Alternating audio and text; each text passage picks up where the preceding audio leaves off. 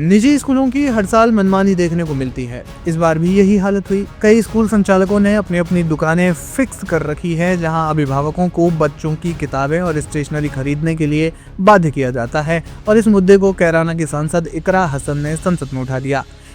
सांसद ने कहा कि कई स्कूल अपने यहाँ एक दो विषयों के निजी प्रकाशकों की किताबें अनिवार्य कर देते हैं, जो सामान्य बाजार में आसानी से उपलब्ध नहीं होती और यदि मिलती भी हैं तो अत्यधिक महंगी कीमत पर बेची जाती हैं। इसके अलावा कुछ स्कूल प्रबंधन किसी एक विशेष बुक सेलर को निर्धारित कर देते हैं, जहां से अभिभावकों को किताबें, यूनिफॉर्म और अन्य सामग्री खरीदने के लिए मजबूर किया जाता है। उन्होंने कहा कि इससे खासतौर पर मध्यम वर्गीय परिवारों को आर्थिक बोझ बढ़ रहा है। लाखों अभिभावकों की एक गंभीर समस्या की ओर इस सदन का ध्यान आकर्षित करना चाहती हूँ। नए सेशन के शुरू होते ही सीबीएसई बोर्ड से मान्यता प्राप्त कई विद्यालय अभिभावकों पर अधिक बोझ डाल रहे हैं।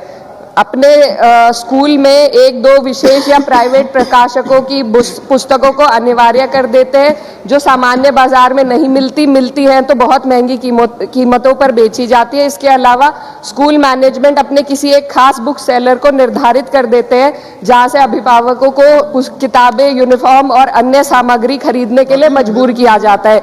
इससे एक मोनोपोली जैसी व्यवस्था बनाई जा रही है, जिससे यूनिफॉर्म और पुस्तकों की कीमतें बढ़ रही हैं और मध्यम वर्गीय अभिभावकों पर बहुत ज्यादा इसका भार पड़ रहा है। इसलिए मेरी सदन से आपके माध्यम से मांग है कि निजी प्रकाशकों की महंगी पुस्तकों को अनिवार्य करने पर रोक लगाई जाए।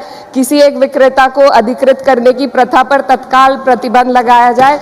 यूनिफॉर्म और किताबों की कीमतों को कंट्रोल करने के लिए सख्त दिशा निर्देश लागू किया जाए और एक पोर्टल बनाया जाए, जहां पर ऐसी समस्याओं को पेरेंट्स डाल सके और दोषी स्कूल के विरुद्ध कड़ी से कड़ी कार्रवाई हो। इकरा हसन ने ये भी मांग की कि महात्मा ज्योतिबा फुले और सावित्रीबाई फुले को मरणोपरांत भारत रत्न से सम्मानित किया जाए। शिक्षा सेवा का माध्यम है, जिसकी सबसे बड़ी मिसाल महात्मा ज्योतिबा फुले जी और महिला शिक्षा की जनक सावित्रीबाई फुले जी हैं। तो मेरी सदन से मांग है कि उनके मरणोपरांत उन्हें भारत रत्न से सम्मानित किया जाए, ताकि हमारे देश में शिक्षा की ओर लोगों का ध्यान और जाए।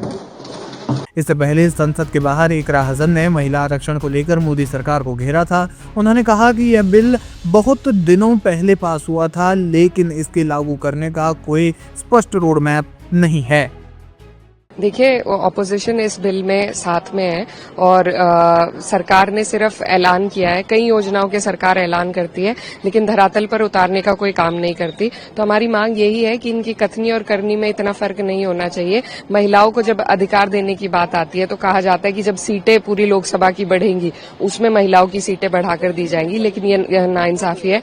आज के वक्त में हमें जरूरत है कि हम आज महिलाओं को सशक्त करें, आगे बढ़ाएं, और ये सिर्फ एक हमारी सोशल रिस्पॉन्सिबिलिटी नहीं है, ये हमारे लिए इकोनॉमिकली भी बेहतर होगा, क्योंकि कई देश जहां पे महिलाओं का योगदान ज्यादा रहा है, वहां की इकोनॉमी भी बढ़ी है, जीडीपी भी बढ़ी है और प्रगति पे वो देश रहा है। तो जरूरत है इन्हें कि सिर्फ भाषणों में महिला का सम्मान न रहे, लेकिन धरातल पर करके दिखाएं।